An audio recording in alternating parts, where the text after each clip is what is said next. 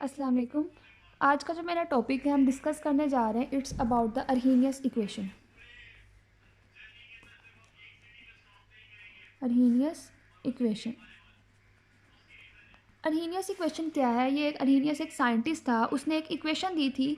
बहुत सी एक्सपेरिमेंट्स और एजम्पशन करने के बाद उसने हमें एक इक्वेशन दी थी। उस इक्वेशन को हम बोलते हैं अर्हीनियस इक्वेशन। पहले अगर हम उस इक्वेशन को देखें, वो इक्वेशन क्या थी हमारे पास? अर्हीनियस ने बोला, जो इक्वेशन दी वो ये थी कुछ, ए dot E minus E A over R T. ये उसने हमें इक्वेशन दी थी। इस इक्वेशन माइनस ई ए है ये, ठीक है। इस इक्वेशन को हम बोलते हैं कि हमारे पास क्या थी? अर्हीनियस इक्वेशन थी। अब इसके अंदर ये सब कंपोनेंट्स देखें तो इसमें जो के है, के हमारे पास क्या है? के हमारे पास है रेट कांस्टेंट, रेट कांस्टेंट, ठीक है। उसके बाद ए जो है, इसको आप अर्हीनियस कांस्टेंट भी कह सकते हैं या अर्हीनियस फैक्टर भी कह सकते हैं, ठीक है। ये कांस्टेंट के तौर पे यूज़ हुआ। उसके बाद ई जो है, ये है हमारे पास एक्सपोनेंशियल कांस्टेंट, एक्सपोनेंशियल कांस्टेंट। उसके बाद जो ई बड़े वाला ई है माइनस ई ए, ये हमारे पास क्या थी? ये हमारे पास थी एक्टिवेशन एनर्जी, एक्टिवेशन एनर्जी। इस साथ माइनस क्यों लगा वो हम नेक्स्ट पढ़ेंगे, अभी जस्ट आपको जर्नल में बता रही हूँ। उसके बाद आर, इसका तो पता है ये क्या है? जर्नल गैस कांस्टेंट है और इसकी वैल्यू भी कुछ फिक्स होती है। क्या वैल्यू होती है इसकी?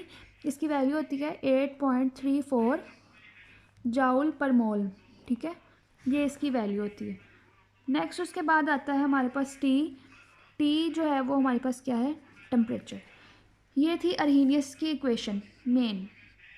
अब नेक्स्ट जो चीज़ है, हमने पूरे के पूरे काइनेटिक्स का जब से चैप्टर स्टार्ट किया है उसमें हमने एक ही चीज़ रीड की है और वो ये रीड की है कि जब हम टेम्परेचर को इंक्रीज़ करते हैं, जैसे जैसे टेम्परेचर इंक्रीज़ होगा तो रेट ऑफ रिएक्शन जो होगा, रिएक्शन का रेट, वो भी क्या होगा? इंक्रीज़ होगा। We can say that these are both in direct relation, ठीक है। अब हमने ये सारा हमने पहले चैप्टर में रीड आउट किया।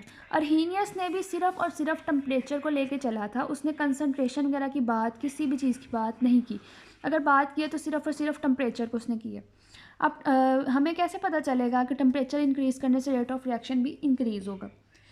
इसके लिए हम पहले एक थ्योरी देखते हैं जिसको हमने कहा कोलियन थ्योरी, कोलियन थ्योरी। अब हमें पता है मॉलिक्यूल्स हैं या आपस में मॉलिक्यूल्स कह लें, कैसे बनते हैं? जब एक एटम किसी दूसरे एटम से कोलाइड करेगा तो फिर ही वो कुछ नया बनाएगा। मतलब कोलाइड करने से ही होगा। जितनी ज़्यादा कोलिजन ज़्यादा होगी उतने ज़्यादा रेट ऑफ रिएक्शन या उतनी ज़्यादा उसकी स्पीड होगी, वो भी क्या होगी? ज़्यादा होगी। हम इसी तरह से कहते हैं कि लेट्स सपोज हमारे पास एक एटम था A2, इस तरह से एक था B के। जब इनका रिएक्ट करवाया या ये कोलाइड किया इन्होंने तो क्या बना हमारे पास? 2AB, ठीक है। अब हम कहते हैं, आपको क्या लगता है कि जितने ज़्यादा मॉलिक्यूल्स, जैसे जितने जो मॉलिक्यूल्स मिलेंगे उसके रिजल्ट में प्रोडक्ट ही बनेगी हमेशा? नहीं, ये ऐसा करेक्ट हम नहीं कह सकते इसको कि जब जितने ज़रूरी नहीं है कि जब भी रिएक्शन में रिएक्टेंट्स कोलाइड करेंगे तो वो प्रोडक्ट ही बनाएंगे।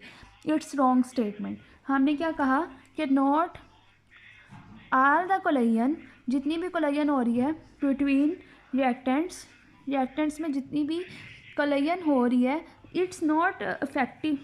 इसका मतलब रिएक्टेंट मॉलिक्यूल्स के अंदर जितनी भी कोलिजन हो रही है are not all collision between reactant molecules are effective, मतलब गिव प्रोडक्ट, गिव प्रोडक्ट। मतलब ये ज़रूरी नहीं है कि जितनी भी ज़्यादा रिएक्टेंट में कोलिजन हो रही है उससे हमें प्रोडक्ट ही मिले। ये क्यों ऐसा है? इसकी रीज़न क्या है? फर्स्ट ऑफ ऑल एक पॉइंट इसमें आता है ओरिएंटेशन। ओरिएंटेशन जो होती है वो बहुत ज़्यादा मैटर करती है। लेट्स सपोज एक रिएक्टेंट ये था, एक रिएक्टेंट ये था, इन्होंने कोलाइड किया और इन्होंने बना दिया प्रोडक्ट, ये तो बन गया इजीली। बट ये कुछ केसेस में होता है। अब ज़रूरी नहीं कि सारे रिएक्टेंट इसी तरह से हेड टू हेड अरेंजमेंट में ही पड़े हैं।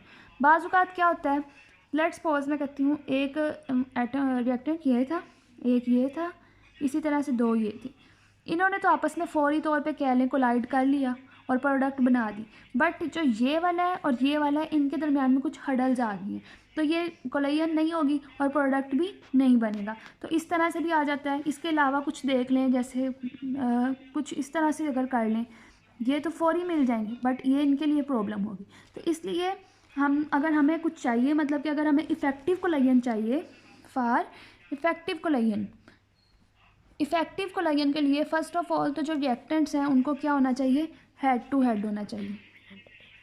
हमने कहा कि इफेक्टिव कोलेजन के लिए फ़र्स्ट ऑफ ऑल जो हमें ओरिएंटेशन है वो क्या हो, हेड टू हेड हो। नेक्स्ट अब हम जाते हैं नेक्स्ट पे।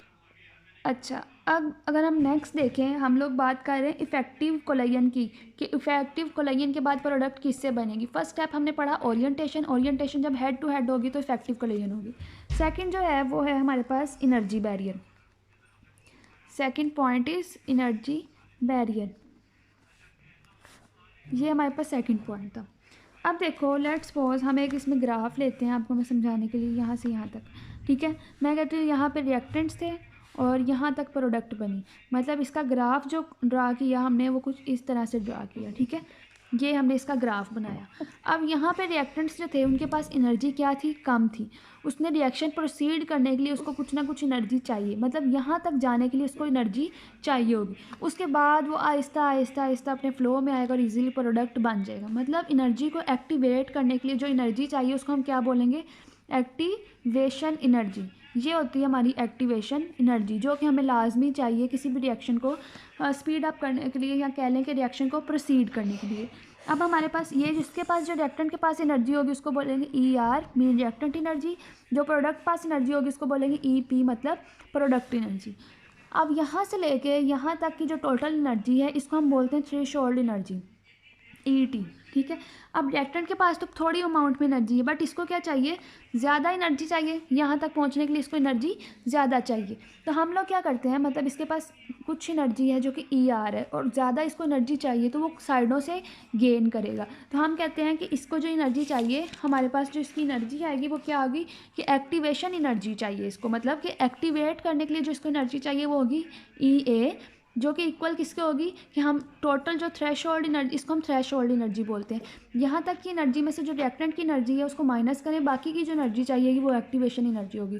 तो हमने कहा थ्रेशोल्ड एनर्जी में से रिएक्टेंट वाली एनर्जी को माइनस करेंगे, तो बाकी की जो एनर्जी हमें चाहिए होगी वो हमारे पास क्या होगी, एक्टिवेशन एनर्जी। और अगर ये हमारे पास होगी तो रिएक्शन प्रोसीड होगा, अदरवाइज रिएक्शन प्रोसीड नहीं होगा। तो ये एज अ एनर्जी बैरियर था, मतलब अगर एनर्जी होगी तो रिएक्शन होगा, अदरवाइज नहीं होगा।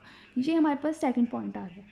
अब हम अगर बात करें एक्टिवेशन एनर्जी की, अब हम नेक्स्ट एक्टिवेशन एनर्जी को लेकर चलते हैं। एक्टिवेशन एनर्जी, अब जो एक्टिवेशन एनर्जी होती है हमारे पास किसके इक्वल होती है, ये इक्वल होती है E minus EA over RT के, इसके इक्वल होती है, ठीक है। अगर हम कहते हैं कि मॉलिक्यूल्स जो हैं has their same type of activation energy can proceed reaction, molecules which has, ऐसे मॉलिक्यूल जिनके पास ये वाली एनर्जी होगी वो ही रिएक्शन को प्रोसीड कर सकेंगे। ये मैंने वैसे लिखा था एक्टिवेशन एनर्जी, बट इसको ओपन करें तो ये बनता है, ये होती है एक्टिवेशन एनर्जी।